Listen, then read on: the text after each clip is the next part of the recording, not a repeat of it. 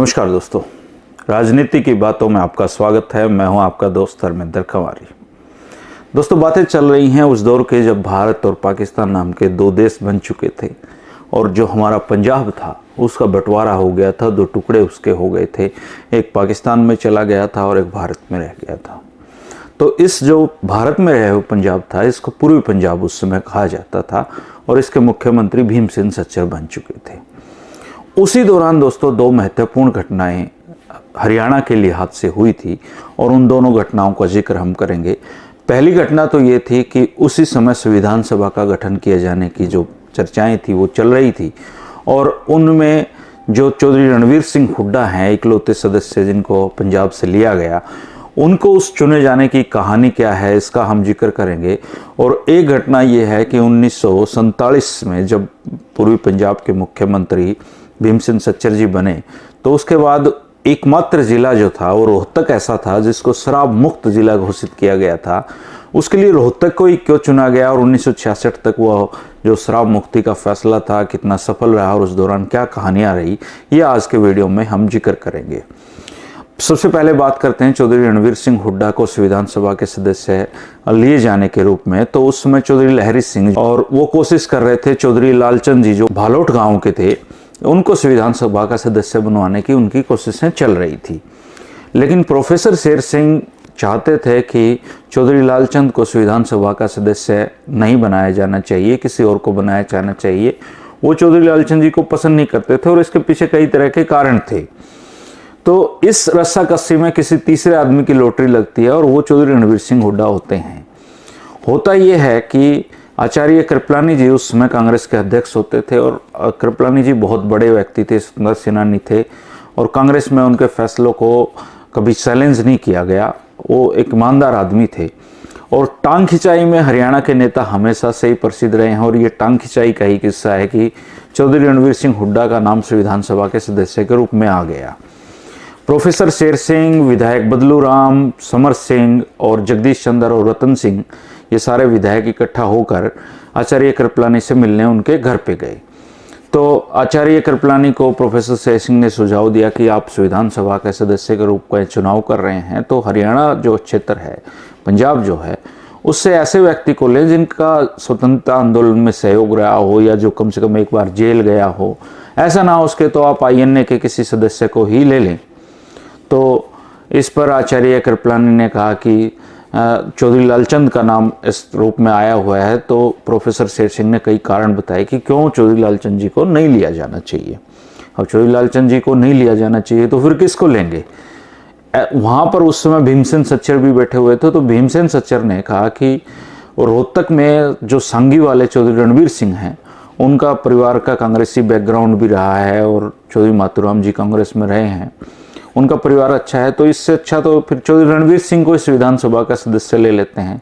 तो आचार्य कृपलानी को भी ये बात जचती है और इस तरीके से चौधरी रणवीर सिंह की जो एंट्री है वो संविधान सभा के सदस्य के रूप में हो जाती है, जो उस समय की बहुत बड़ी बात थी कि संविधान सभा के कुल सदस्यों में से एक सदस्य और वो भी रोहतक के सांगी गांव का हो। तो चौधरी रणवीर सिंह संविधान सभा के सदस्य उस समय बनते हैं। तो ये कहानी तो है कि चौधरी लालचंद के लिए चौधरी लहरी सिंह कोशिश कर रहे थे लेकिन बन गए चौधरी रणवीर सिंह हुड्डा। और ये जो टांग खिंचाई है हरियाणा के नेताओं में, ये पहले भी चलती थी, आज भी चलती है और आगे भी चलती रहेगी।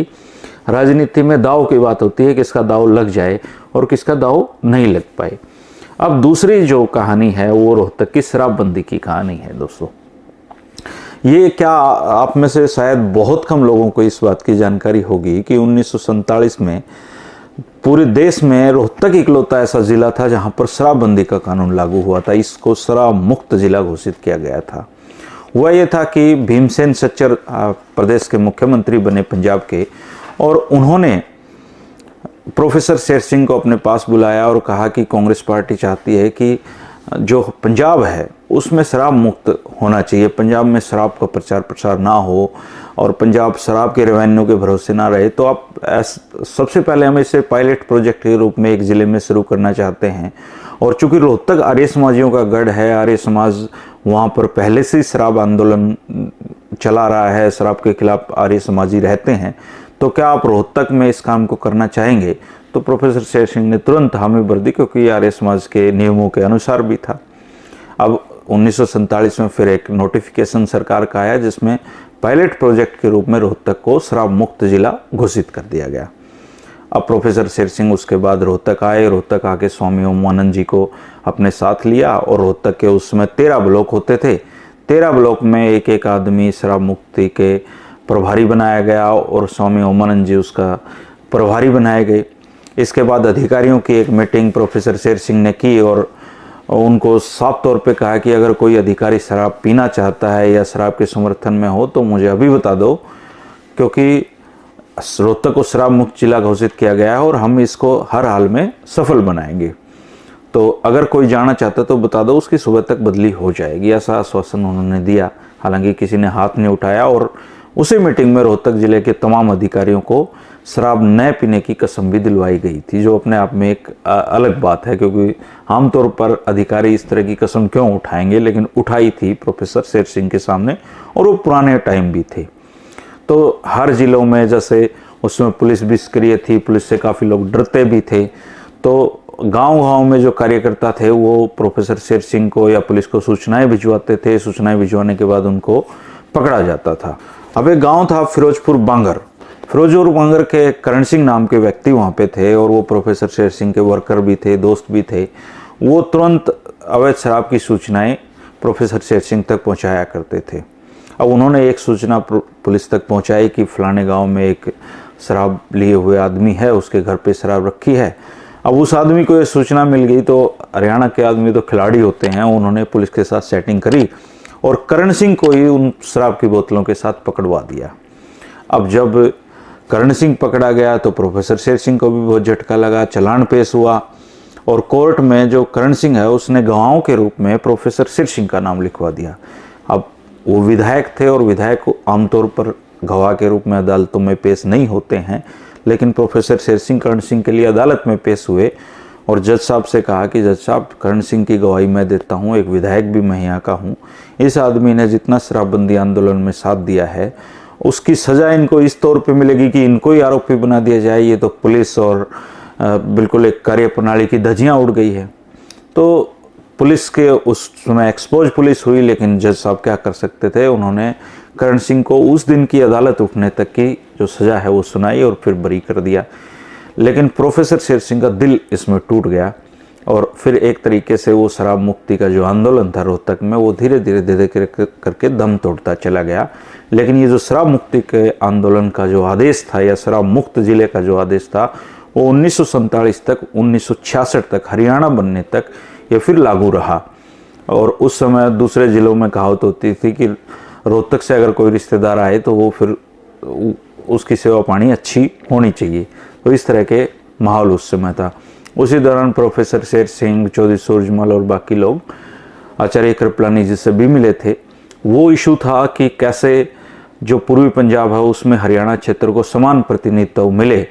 तो उन्होंने आचार्य कृपलानी से बात रखी कि आचार्य जी, अब तो मंत्रिमंडल बनना है और हरियाणा के साथ हमेशा ही दुर्भाव होता आया है और इस दुर्भाव में कभी भी हमें अपना समान हिस्सा नहीं मिल पाया। तो जब मंत्रिमंडल का गठन हो तो हमें बराबर हिस्सेदारी मिलनी चाहिए। और इस पर आचार्य कृपलानी बहुत गुस्सा हो गए और उनकी तबीयत खराब हो गई। उन्होंने कहा कि देश का बंटवारा हुआ है, सिंध प्रांत से आज ही महिलाओं के साथ अत्याचार की खबरें आई हैं और तुम लोग मंत्री बनना चाहते हो, तुम्हें तो गंगा में डूब के मर जाना चाहिए। इस पर सारे चुप हो गए। लेकिन जो जगदीश चंद्र होते थे उन्होंने कहा कि हरियाणवी देखो वाक्पटुता देखिए आप उसकी। उन्होंने कहा कि आचार्य जी, आप तो बिना काम लाल पीले हो रहे हो, देश का बंटवारा हुआ है, दुख हमें भी है, हमारा तो पंजाब का बंटवारा हुआ है, लेकिन अब बंटवारा तो हो ही चुका है, मंत्रिमंडल में सदस्य लिए जाने हैं, हम चाहते हैं कि हमारे बराबर लोग, क्योंकि 2 ही डिवीज़न तो बच गए हैं, अम्बाड़ा 1 डिवीज़न है, तो आप बराबर हिस्सेदारी लो। और मंत्रिमंडल का गठन हुआ तो 2 सदस्य उसमें लिए गए थे, चौधरी लहरी सिंह को भी लिया गया था उसमें, लेकिन फिर भी समान प्रतिनिधित्व तो मिला नहीं। लेकिन ये जो बात आचार्य कृपलानी के साथ सामने उठी थी उस बात का दूर तक असर गया। आचार्य कृपलानी को उनकी जो पत्नी थी सुचेता कृपलानी जी, वो उठाकर अंदर ले गई और ये बात वहाँ ख़त्म नहीं हुई। फिर 1966 बनने तक समान प्रतिनिधित्व की जो बातचीत है वो हमेशा ही प्रमुखता से उठाई जाती रही। और एक दिन ऐसा भी आया कि मेरे दादाजी मुझे बताते थे कि हरियाणा में उस समय जब संयुक्त पंजाब था तो बसों के कंडक्टर ड्राइवर ये भी लुधियाना साइड के सरदार जी ही होते थे। हरियाणा के बहुत कम लोग उस समय सरकारी नौकरियों में थे और पटवारियों को अगर कोई सज़ा देनी होती पंजाब क्षेत्र से तो फिर उनको हरियाणा में उनकी पोस्टिंग करी जाती थी। तो सरदार जी पटवारी भी गांव-गांव में तब होते थे। तो समान प्रतिनिधित्व तो कभी हरियाणा में पंजाब के समय मिला नहीं। और अब ये खौफ वैसा ही है जैसे अब हरियाणा में किसी की बदली मेवात कर दें तो उस समय जो पंजाब क्षेत्र के सरकारी कर्मचारी थे वो हरियाणा में पोस्टिंग से डरते थे कि कहीं तो सज़ा के तौर पे उनको हरियाणा भेजा जाता था। तो ये दो राजनीतिक किस्से थे दोस्तों। कल हम फिर एक राजनीतिक किस्से के साथ आपसे रूबरू होंगे। राजनीति की बातों का अगर आनंद आ रहा है तो आप इसको लाइक कर दें, कमेंट किया करें। कोई उस दौर की राजनीतिक जानकारी आपको हो तो शेयर किया करें, इससे हमारा ज्ञान बढ़ता है। शाबाशी दिया करें, आपकी शाबाशी बहुत महत्वपूर्ण है क्योंकि इससे आगे बढ़ने का हौसला मिलता है। शुक्रिया, नमस्कार।